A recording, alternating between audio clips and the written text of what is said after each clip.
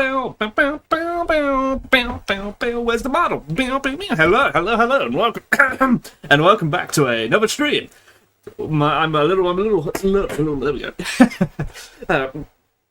Back to reading Aristotle today, and I did once again. I caught up with my reading by rereading through exactly what we read in the last Monday, and again I took 0 notes. I'm pretty sure. Let me check. Where's my notebook? Where's my notebook? Is this the notebook that I'm using?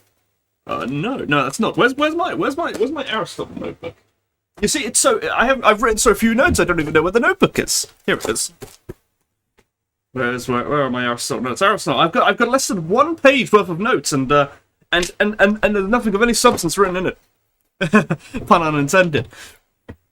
But what this tells me that we're still here at 4 streams in. We are still in the introduction. Now, to be fair, we've been reading very slowly, so you know we haven't been making very quick progress. We're only now on the start of book 2. Now, book 2 is very short. We're going to get through book 2 in this stream. You're so surprised. You will not be surprised when you see how big book 2 is. Although now that I've said it, maybe I've jinxed it. Maybe we won't get through book 2. Oh dear, the horror. But anyway, let's see. Am I on the right mic? Boop, boop, boop. I am. Okay. Let me just sort of bring over the bits and pieces. The table, the book, and the camera. Over here. And once again, we're going to see how the lighting is. Camera. Any day now. 1 moment. Properties. It's not the Lenovo. Deactivate. Activate. There we go. Here we go. There we go. Alright. Let's move this over so I can see. Oh, no, before we do, let's go to filters. Because this is probably going to be too bright. Yes. Also, we're going to have to turn off the fan in a moment because it's going to blow all the pages away. Oh, actually, this isn't too bad. This is kind of alright. It's a bit bright here. You know, I'm not going to touch the filters. I'm not going to touch the filters until we need them. Maybe we'll be fine. It does feel a little dark in this room, so maybe that's it. But we did just get to the end of book 3. Book 2. Book 1. We did just get to the end of book 1. Oh, that is kind of bright. We'll live with it. My hand will probably sort of block as we go along. We'll see. Yeah. Okay. The live stream we did on Sunday. No, not Sunday. On Friday, I think it was really fun. We sort of read through some chemistry textbook. I don't know. Is it too bright? I don't know. We'll see how we go. So hesitant. But we're going to start with book 2 here and see what it's about. Let's have a sneak peek at the chapters to see what it's about. It shouldn't be too far away.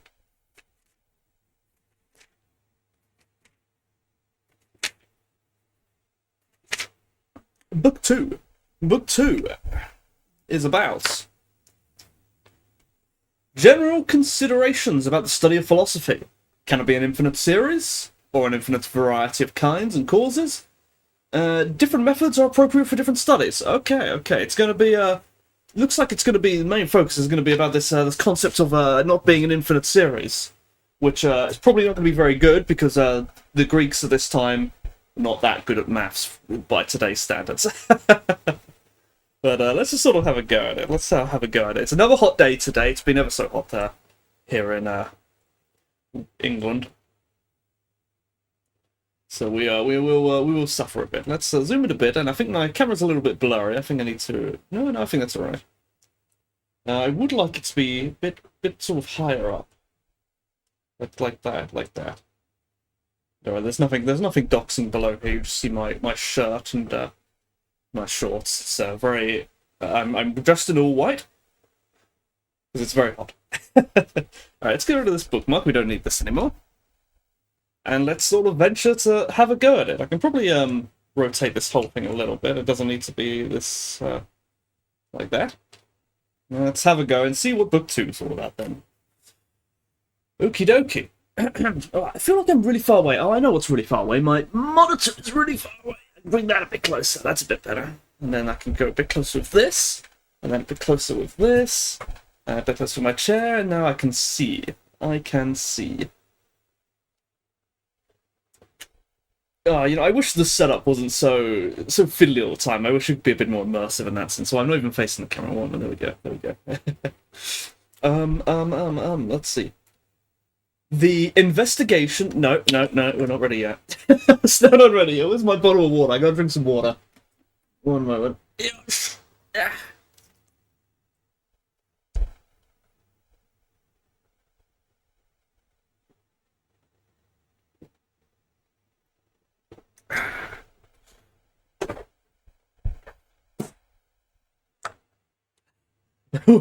We'll get to the book one day.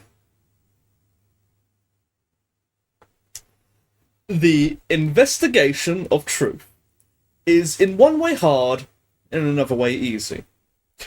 An indication of this is found in the fact that no one is able to attain the truth adequately. While on the other hand, we do not collectively fail, but everyone says something true about the nature of things. And while individually we contribute little or nothing to the truth, by the union of all, a considerable amount is amassed. Therefore, since the truth seems to be like the proverbial door, which no one can fail to hit, in this respect it must be easy. But the fact that we can have a whole truth, and not the particular part we aim at, shows the difficulty of it. Perhaps, too, as difficulties are of two kinds, the cause of the present difficulty is not in the facts, but in us. Is there supposed to be a comma there? No, apparently not. For, as the eyes of bats are to the blaze of day, so is the reason in our soul to the things which are by nature most evident of all. It is just that we should be grateful, not only to those whose views we may agree. What's in let's go higher up.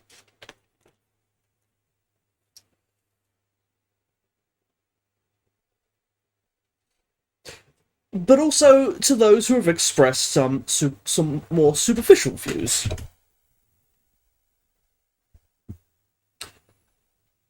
For those also contributed something by developing before us the powers of thought. It is true that if there had been no Timotheus, whatever, we should have been without much of our lyric poetry.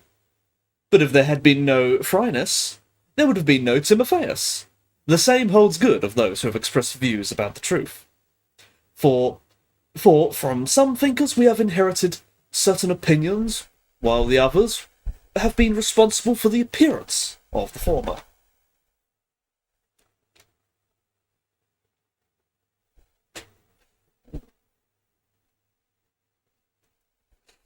It is right also that philosophy should be called knowledge of the truth, for the end of theoretical knowledge is truth, while that of practical knowledge is action. For even if they consider how things are, practical men do not study the eternal, but what is relative and in the present. Now we do not know a truth without its cause, and a thing has a quality in a higher degree than other things if in virtue of it the similar quality belongs to the other things as well. For example, fire is the hottest of things, for it is the cause of the heat of other things. So, that which causes derivative truths to be true in the most true. Hence, the principles of eternal things must always be most true, for they are not merely sometimes true, nor is there any cause of their being, but they themselves are the cause of the being of other things. So that, as each thing is in respect of being, so it is in respect of truth. This is greatly concerning to me. Because this is a load of rubbish, I think. This is reading, like, 4 elements that rubbish. an understanding of oops, that was the page turning on its own because of the wind. If it's too windy, it's getting a little chilly now, so I will turn the fans off in a moment. But this is worrying, because if this is what we're reading 200 pages about, I'm going to be concerned. Because it means I'm going to learn nothing here. But evidently, there is a first principle. And the causes of things are neither infinite, and neither an infinite series, nor infinite various in kind. For one, neither can one thing proceed from another, as from matter ad infinitum, for example, flesh from earth, earth from air, air from fire, and so on without stopping, nor can the sources of movement form an endless series. Man, for instance, being acted on by air, air by the sun by strife, and so on without limit. Similarly, the final causes cannot go on ad infinitum. Walking being for the sake of health, this being for the sake of happiness, happiness for the sake of something else, and so one thing always for the sake of another. And the case of essence is similar. And the case of essence is similar. For, in the case of intermediates, which have a last term and a term prior to them, the prior must be the cause of the later terms. I wasn't paying attention. Sorry, I was focusing too much on the camera. For in the case of intermediates, which have a last term and a term prior to them, the prior must be the cause of the later terms. For if we had to say which of the three is the cause, we should say the first. Surely not the last. For the final term is the cause of none. Nor even the intermediates is. Nor in the intermediates. For I'm getting better at this. For it is the cause of only of one. It makes no difference whether there is one intermediate or more, nor whether there are infinite or finite in number. But of series which are infinite in this way, and of infinite in general, all the parts down to that now present, are all alike intermediates, so that if there is no first, there is no cause at all. One moment, my camera's really not picking me up quite so well. I'm gonna calibrate it.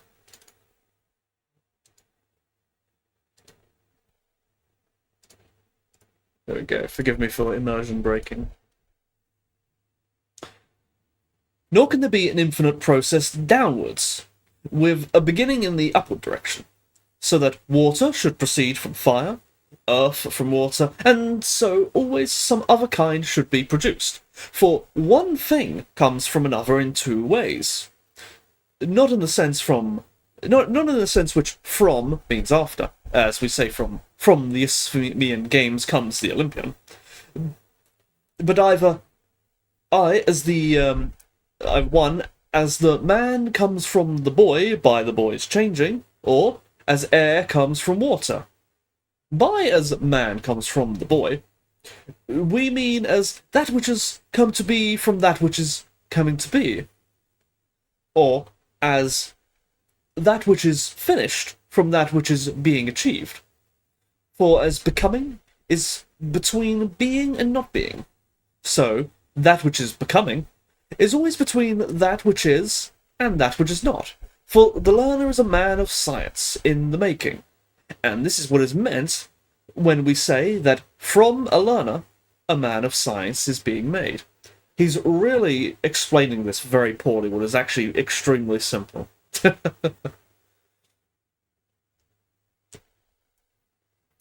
On the other hand, coming from another thing, as water comes from air, implies the destruction of the other thing. This is why changes of the former kind are not reversible, and the boy does not come from the man.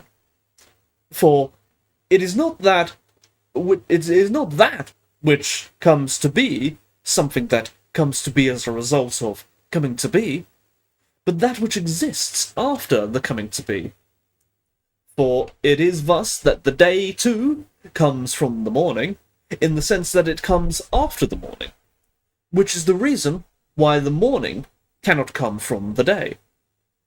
But changes of the other kind are reversible, but in both cases, it is impossible that the number of terms should be infinite. For terms of the former kind, being intermediates, must have an end. For terms of the former kind, being intermediates, must have an end, and terms of the latter kind change back into one another, for the destruction of either is the generation of the other. At the same time, it is impossible that the first cause, being eternal, should be destroyed. For since the process of becoming is not infinite in the upward direction, that which is the first thing by whose destruction something else came to be must be non-eternal. Oh no, sorry, I wasn't reading there because I was just thinking about drinking water. I got distracted by thoughts of drinking water.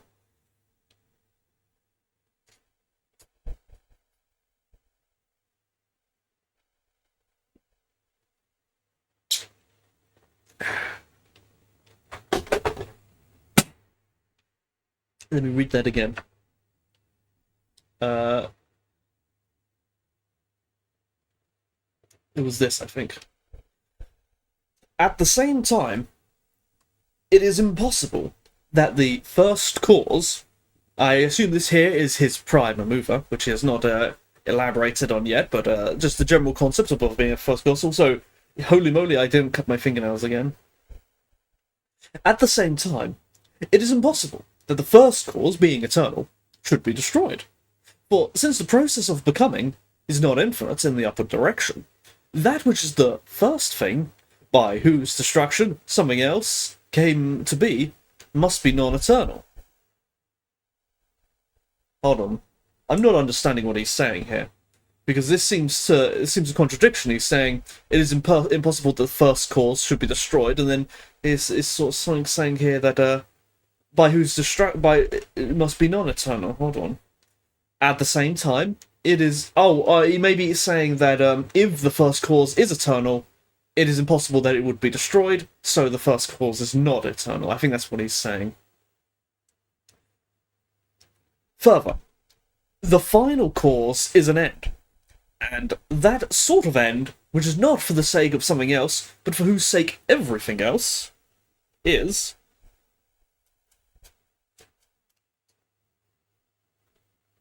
See, I'm really getting good at this.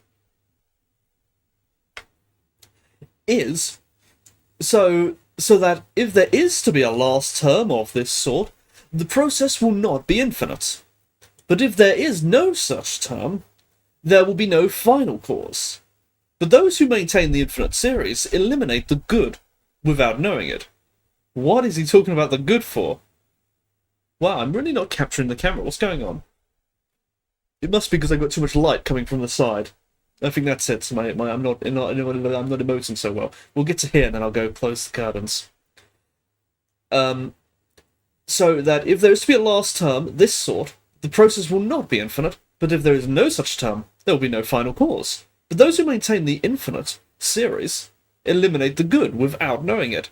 Yet no one would try to do anything if he were not going to come to a limit. Nor would there be reason in the world. The reasonable man, at least, always acts for a purpose. And this is a limit. For the end is a limit. One moment, let's move over a little bit.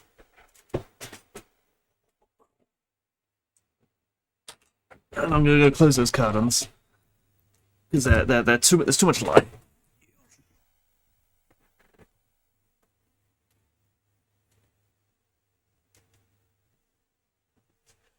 Oh.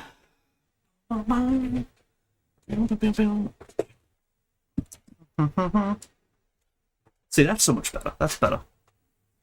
It's a bit darker, but we'll be alright.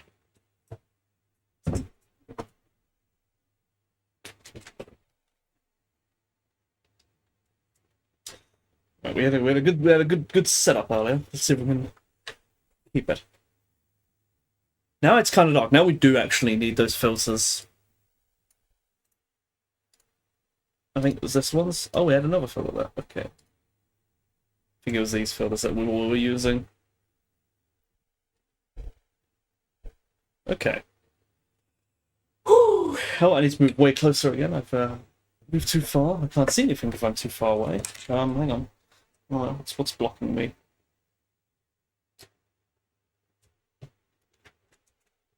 Okie dokie. One of these days, I'll get this so smooth that you'll never have the disruption of constantly moving the camera.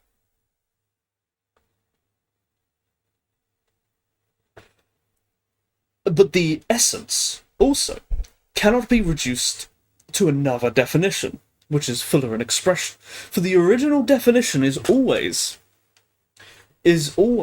more of a definition and not the later one. And in a series, and in a series in which the first term has not the required character, the next has it not either. Further, those who speak thus destroy science, for it is not possible to have this till one comes to the unanalyzable terms. And knowledge becomes impossible. For how can one apprehend things that are infinite in this way? For this is not like the case of the line, to whose divisibility there is no stop, but which we cannot think if we do not make a stop. For which reason one who is tracing the for which reason one who is tracing the infinitely divisible line cannot be counting the possibilities of section. But the whole line also must be apprehended by something in us that does not move from part to part. Again, nothing infinite can exist, and if it could, at least the notion of infinity is not infinite.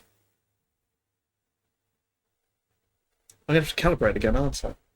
Because it was calibrated for too much light and never had me at all. That's surely it. That's surely it. I'm getting worse at this.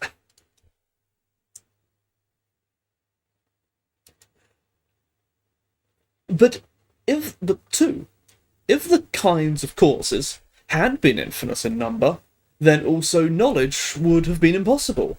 For we think we know only when we have ascertained the causes. But that which is infinite by addition cannot be gone through in a finite time.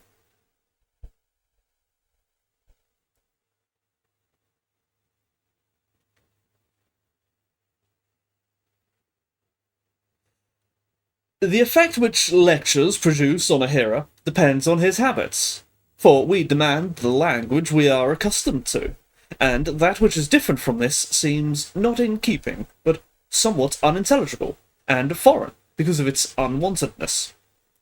For it is customary that it is intelligible. The force of habit is shown by the laws in which the legendary and the childish elements prevail over our knowledge about them, owing to habit. Thus, some people do not listen to a speaker unless he speaks mathematically, others unless he gives instances, while others expect him to cite a poet as witness.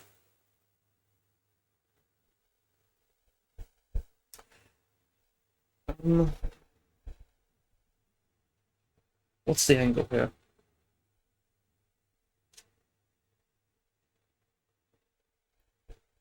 And some want to have everything done accurately, while others are annoyed by accuracy, either because they cannot follow the connection of thought, or because they regard it as pettifoggery. For accuracy has something of this character, so that, as in trade, so in arguments, some people think it mean. Hence, one must already be trained to know how to take each sort of argument, since it is absurd to seek at the same time knowledge and the way of attaining knowledge, and it is not easy to get even one of the two. The minute accuracy of mathematics is not to be demanded in all cases, but only in the case of things which have no matter. Hence, its method is not that of natural science, for presumably the whole of nature has matter. Hence, we must inquire first what nature is, for thus we shall also see what natural science treats of, and whether it belongs to one science or to more, to investigate the causes and the principles of things. But that's book 2. I told you we'd get through that quickly. And it seems that the beginning and the end of it were not very interesting, but the middle part of it was really interesting. This seems to me that finally he is not really criticizing other people's thoughts. Well, he is, but he is positing his own thoughts here. This of his thoughts about infinite series and why he doesn't think they're possible. And so there, finally, we will have a note. At long last, we will have a note to put in our notebook. And I'll do that after stream, because I want to read through it and make sure I've got my facts right. Yeah, I should get some tweezers to twist this, because it's on like the verge of coming loose. Book 3. What's book 3 about? Let's have a look. Let's go back and have a look.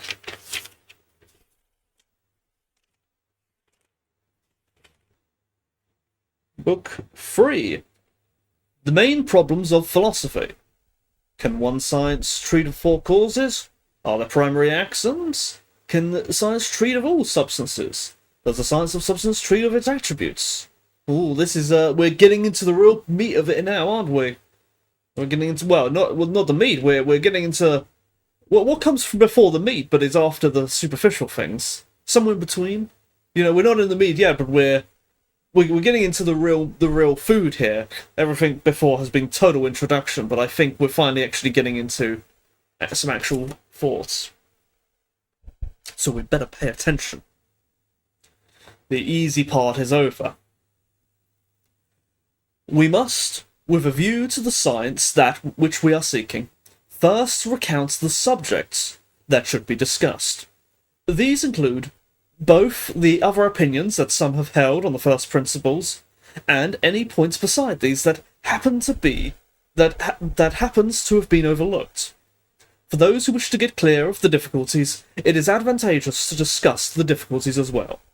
For the subsequent free play of thoughts implies the solution of the previous difficulties, and it is not possible to untie a knot of which one does not know. But the difficulty of our thinking points to a knot in the object, for insofar as our thought is in difficulties. For it is in like case... excuse me.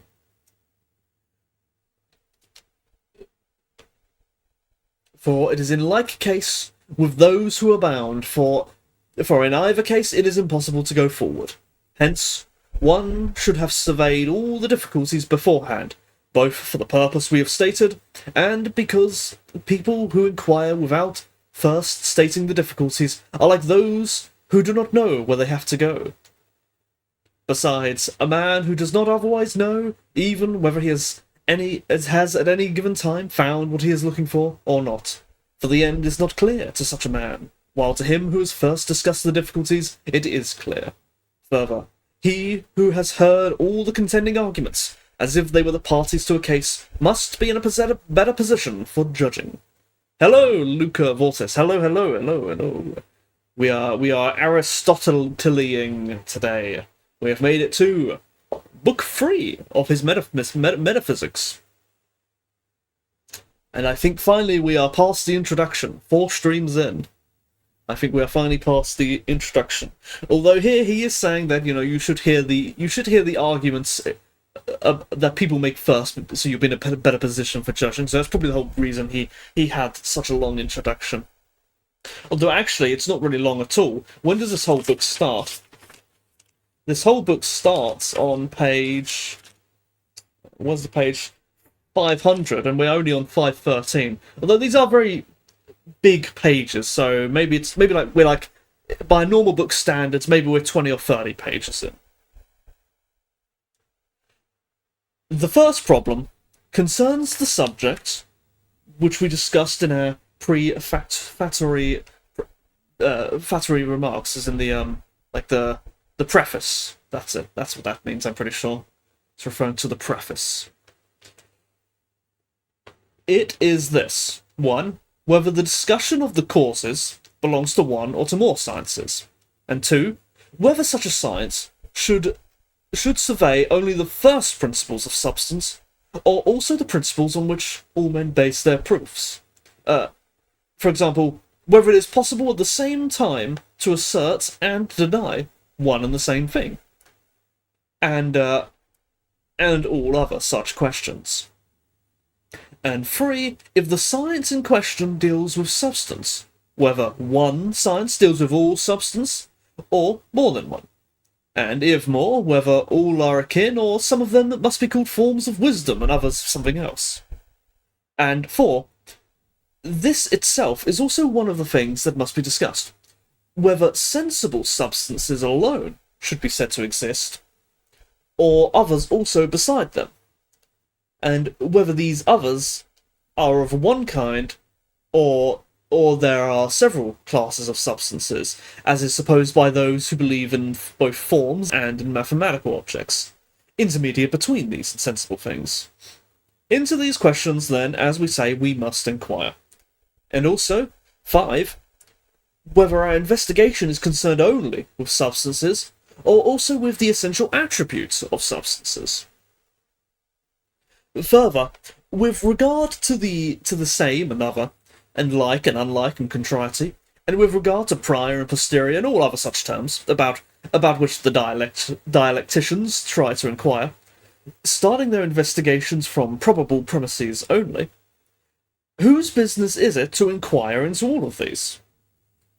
Further, we must discuss the essential attributes of these themselves. We must ask not only what each of these is, but also whether one thing always has one contrary. Again, and number 6, are the principles and elements of things the genera, or the parts present in each thing, into which it is divided? And 7, if they are the genera, I don't know, hence genus, are they the genera that are predicated proximately of the individuals or of the highest genera? I.e., is animal or man the first principle and the more independent of the individual instance? And 8, we must inquire and discuss especially whether there is, besides the matter, anything that is a cause in itself or not, and whether this can exist apart or not, and whether it is one or more in number, and whether there is something apart from the concrete thing. By the concrete I mean the matter with something already predicated of it, or there is nothing apart, or there is something in some cases and though not in others, and what sort of cases these are. 9, we ask whether the principles are limited in number and or in kind.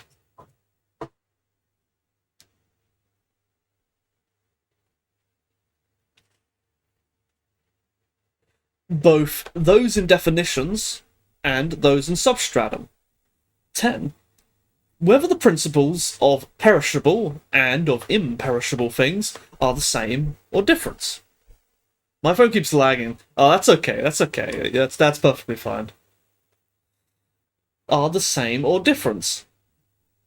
And whether they are all imperishable, or those of perishable things are perishable. Further, 11, there is the question which is the hardest of all, and most perplexing. Whether unity and being, as the Pythagoreans and Plato said, are not attributes of something else, but the substance of existing things. Or, this is not the case, but the substratum is something else, as Empedocles says, love, as someone else says, fire, while another says water or air. 12. We ask whether the principles are universal, or like individual things. 13. Whether they exist potentially, or actually.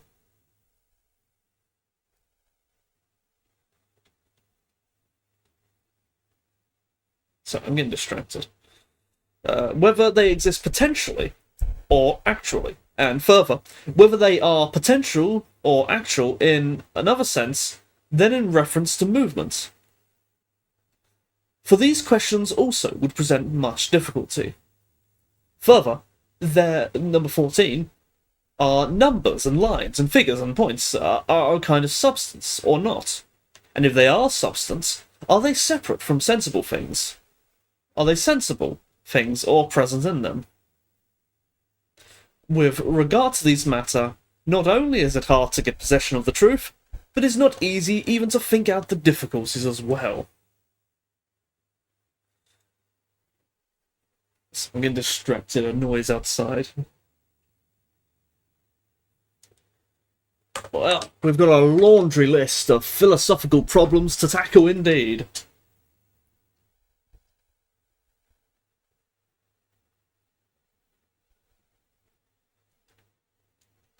And I wonder, is that this is what the next 200 pages are going to be dedicated to? Solving those 15 or so problems.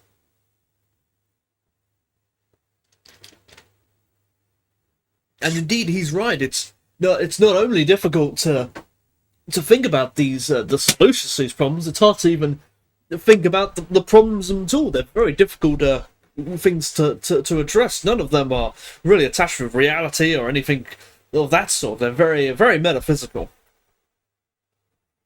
First, then, with regard to what we mentioned first, does it belong to one or more sciences to investigate all the kinds of causes?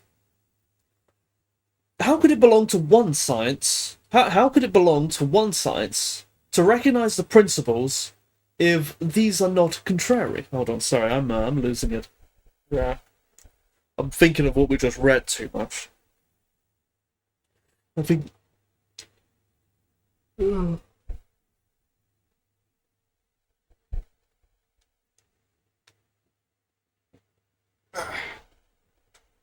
I only woke up 2 hours ago.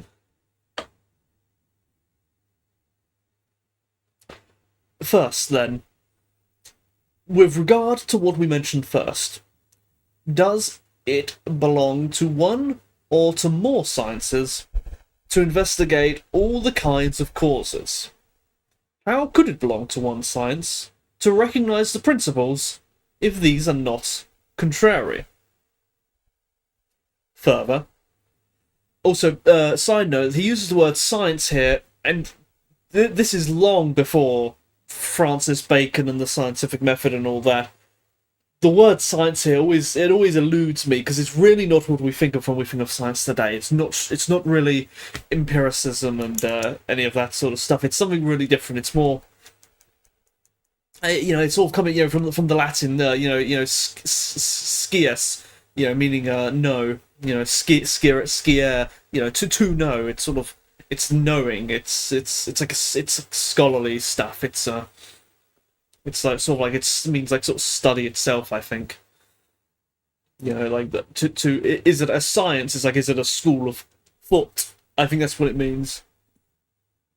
You say the science of chemistry is sort of like the study of chemistry, and I think that's what they're basically saying. What sort of category does it fit in terms of approach to learning? I think that's what they're getting at. But I might be wrong. It's ever so difficult with words like that in the words that have been used so much by today's standards that they mean different things to what they meant in the past. Further, there are many things to which not all the principles pertain. For how can a principle of change, or the nature of the good, exist for unchangeable things? Sorry, I'm not focused. I've got to really focus, this is where the real book starts. Further, there are many things to which not all the principles pertain.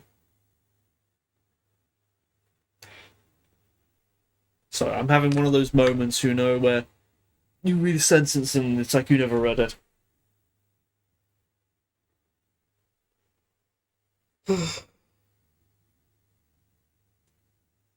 So I'm totally losing here.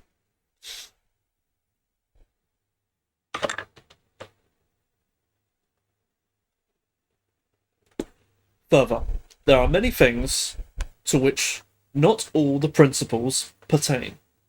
For how can a principle of change, or the nature of the good, exist for unchangeable things, since everything that is in itself, and by its own nature, is good in an end, and a cause, in the sense that, for its sake, the other things both come to be and are.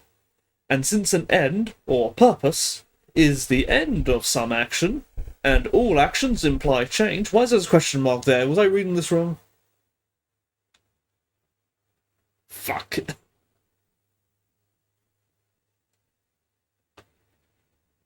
So in the case of unchangeable things, this principle could not exist. Nor could there be a good itself. This is why, in mathematics, nothing is proved by means of this kind of cause, nor is there any demonstration of this kind. But, because it is better or worse, indeed, what am I knocking? I'm knocking something. Indeed, no one can even mention, no one even mentions anything of this kind. And so, for this reason, some of the sophists, i.e. Aristippus, used to ridicule the mathematics. For in the arts, he maintained, even in industrial arts, i.e. in carpentry and cobbling, the reason always given is because it is better or worse. But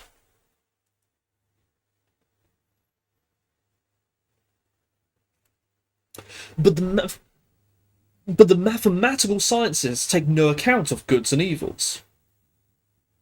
But if there are several sciences of the causes, and a different science for each different principle, which of these sciences should be said to be that which we seek? Or, which of the people who possess them has the most scientific knowledge of the objects in question? The same thing may have all kinds of causes. For example, the moving cause of a house is the art or the builder. Sorry, I wasn't paying attention again. It's because I'm too close.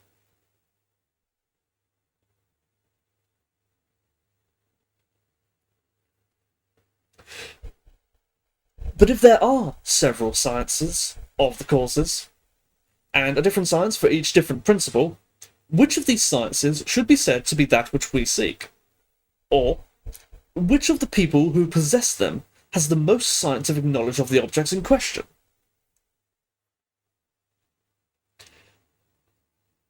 The same thing may have all kinds of causes. For example, the moving cause of a house is the art or the builder.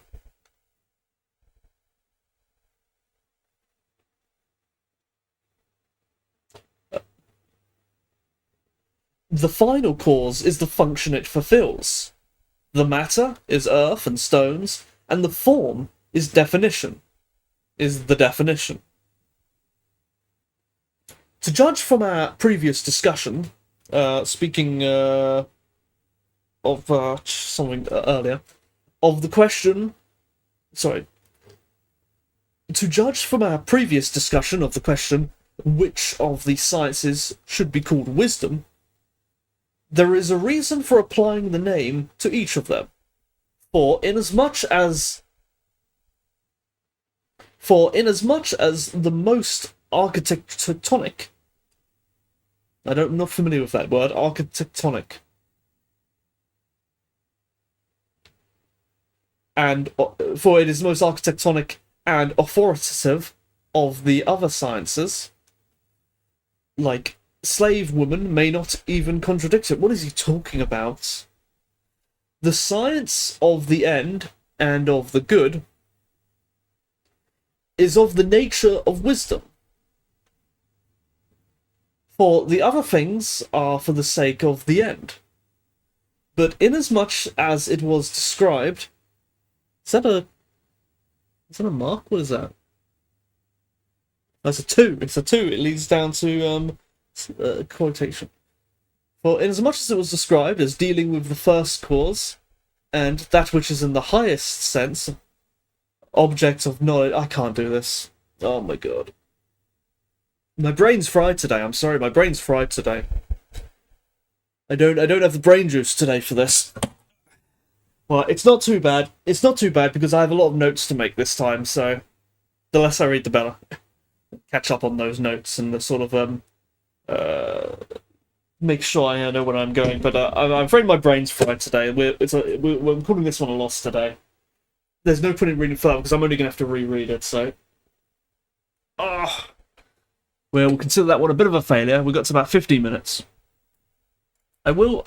So before we leave, I will sort of rant and rave about how my Sunday went. Let's drink some water.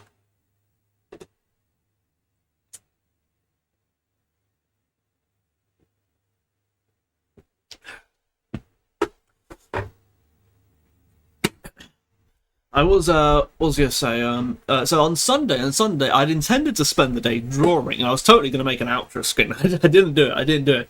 I got distracted. I'm not sure where the distraction started. I remember actually. I was looking for a hobby I've got of mine is I spend a lot of time looking at what I think I'm not sure if this is a proper term for it, but sort of civil architecture. That is to say, sort of the mundane things that sort of the government often provide. Things like railings and roads and walls and stuff like that. The stuff you see around town. And how these are often really ugly. They're you see some metal fence and it's really ugly. It's some cheap metal fence and there's weeds and stuff all growing out of it. And it really makes the place look like a dump. And I like to think of sort of ways in which they could be made more pretty, but which don't cost a lot of money. Of course, replacing them with super elaborate, ornate railings and stuff would be really expensive. So they're not going to do that. The government's not going to do that. But what you could suggest is, well, it's okay. Well, what if we just vary the spacing of the railings or something? And still close enough that you can't get through them. But there's now a design to it, and it didn't cost any more than just doing it plainly. Or to paint the railings. Painting costs virtually nothing, at least to the government. They're buying the railings as well. Paint them. And then don't just paint them one colour, but paint like a design, paint a pattern. Or one thing I really like is how to deal with concrete. Where you have a path and it's poured concrete. And it would look very boring and plain otherwise. Before the concrete dries, you can get like a form, like a bit of wood shaped to something, and you can press it into the concrete as it's drying to imprint a pattern. You can make it look like tiles or bricks, or you can put some kind of decorative pattern in it, and it costs virtually nothing to do that. It takes virtually no time at all, but it makes it look really nice. And all sorts of things like this. So looking for ideas for this, I go to Google Street View and I just start looking at random areas, and so where one place will have all these really ugly towns, there'll be one in the corner that's a really nice railing, but it's still like a really cheap railing, but it's just a simple thing has made it look nice. So I'm looking for examples of how this could be done to sort of help me design them on my own. And then I went to London on Google Street View because I thought, there'll surely be some really nice stuff there, right? Or maybe like some old stuff that had some sense in it. And then I found all the Freemason buildings. And they were everywhere. I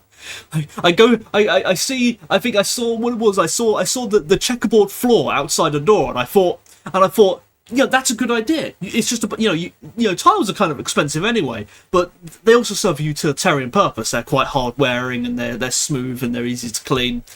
So you want to have tiles as your porch. It's a good thing to have. And I know somehow I saw they had a design on this checkerboard floor, and I thought that's a good design. It's that it doesn't really cost much money whether it's a white tile or a black tile, but it's a really good looking design. But then I noticed a lot of times when the checkerboard floor outside someone's door, the door was black, and the door had two columns beside it, and the house number was number 33, and and I was like, hang on a minute, what's going on here? And then I sort of go around the sides of the buildings, and you see the railings they've got on like the balconies, the railings that cover the balconies, and they're in the shape of very mysterious things. You've got eyes and stuff like that, and and bundles of 5 arrows. And I was like, hang on a minute, what's going on here? And then you see archways, and they've got odd looking keystones that kind of look like flames, and I was like, hang on a minute. And then I ended up spending like 6 hours sort of diving into all that sort of stuff, and I didn't really get any drawing done that day. However, it really does. It is kind of interesting because in a way, it sort of validates the sort of theory I've got that if you add cheap, simple designs to things, it does, well, I'm not sure what the word is. The word I've been using, it makes them prettier, but it is a bit more deeper than that. Why do you want things to be more pretty? What's the point of that? It's not just about aesthetics, but there's also this idea of meaning behind it. It's like, imagine you go to like some religious site or something. The things that have meaning, they're not random. They're not just there to be pretty. They have some meaning. They say, oh well, this column here, this is red because this symbolizes blah blah blah. And that's really cool. I think that's really cool. And I think it'd be sort of cool if you could apply this to all kinds of things. Maybe one day, if I get deep enough into architecture, I'll do it this background here. At the moment, the details are totally random. There's no significance to any of it. But what if there was? What if there was a significance to that door being that kind of design, and those columns being like that, and the garlands being of that particular plan? And you know what I mean? And do it while also making it look pretty. And that's really cool. I think it's like poetry in architecture. However, if I may get a bit conspiratorial, I don't think they want us to see. I don't think that the Freemasons, I don't think they want. I think it's kind of important to them that no one really knows what these symbols mean. Even though they're publicly available, no one really. It's not well known. It's not that well known. So it's people. It's just a door. It's just a door. It's just a column. It's just whatever. They're meaningless details, but that's not right. They do have meaning. They have very significant meaning. But the choice of their designs are deliberately subtle. If they wanted to, they could just write the meanings on plain English. They could say, "Oh, this is the entrance to blah blah blah," and we're going to do whatever weird things here. You could, but no. There's this. It's a cult. It's deliberately a cult, and these things serve as secret handshakes, basically architectural secret handshakes. And so it's kind of in their interest that no one is really educated in symbols. And so to make sure that no one really uses symbols. If you go to like your grandma's house or something, and she'll have all kinds of ornaments and decorations all over the place, but none of it means anything. There'll be some picture frame, and it's a picture of like some sheep and some farmers and stuff, but it doesn't mean anything. It's not. There's no message behind it. It's just, it just looks pretty. And that's it's good. It's still good to have. I still think it's good to have pretty things. But I also want there to be meaning, and there's a bit of a sort of what do you say, a clash of territory there, I think, where various sort of secret societies don't want you to know to have that knowledge, not because of whatever they're doing, but. Well, actually, no, because of what they're doing, but they don't actually care about what you're doing. You can do what you like for all they're concerned, but they don't want you to unwittingly intrude upon what they're doing. And so they become hostile to what you're doing, even though what you're doing doesn't really threaten them. It's a clash of territory. But yeah, sorry, that has nothing to do with Aristotle. That was what my Sunday was filmed. It was a fun Sunday, and I spent a sort of a long time wandering around London on Google Street View. I mean, I'm not going. I can't afford to go to London in real life. That would be madness. But anyhow, actually, I'm going to hang around for another minute just so I cross the 1 hour mark. Otherwise, it would look very lame if I didn't even stream for 1 hour. That'd be crazy. But I'd really hoped to. I had hoped to do some drawing. I had hoped to sort of make myself an outro, which I still don't have. I know what I want it to be. I want it to be the outside of this building, like the front door of it, at sunset. That's what I want. But I don't know, like, yeah, ideally I'd have it be animated, you know, because that's sort of, I feel like that's because the intro is animated, but I didn't make the intro. That was made by some other guy, and I don't have the skills to do that. So it'd have to be like a static image. I have to find some way to animate. I really don't know, but that's sort of one apprehension I've got. But really, I just need to draw the base picture. That would be good. You know, but you know, I'd also you know, one thing that sort of you know, I was sort of you know, sort of ranting about last night was what I want this Sun, I'll be honest, guy here you're staring at to be, and as you may know, I really don't care about popularity. That's not why I'm here. I want to be here as a person, and so in a way I want to be the person. I want to be more interesting as a person, if that makes any sense whatsoever, you know. And I feel at the moment I'm not really doing that. I'm kind of going on fumes at the moment. I'm kind of running on fumes because I don't have the kind of direction that I think I should have. I think I need to. I think what I need to do, I think, is I need to draw a picture of my character, or several pictures that have a lot of personality in it, that I can then sort of look at and get a feel. It's like this is who I should be as this character. You know, it's like imagine you had a VTuber and you're given a model of who's like a really crazy anime character, like Sasuke Uchiha. Okay, let's say you make a VTuber model, and the VTuber model is Sasuke Uchiha.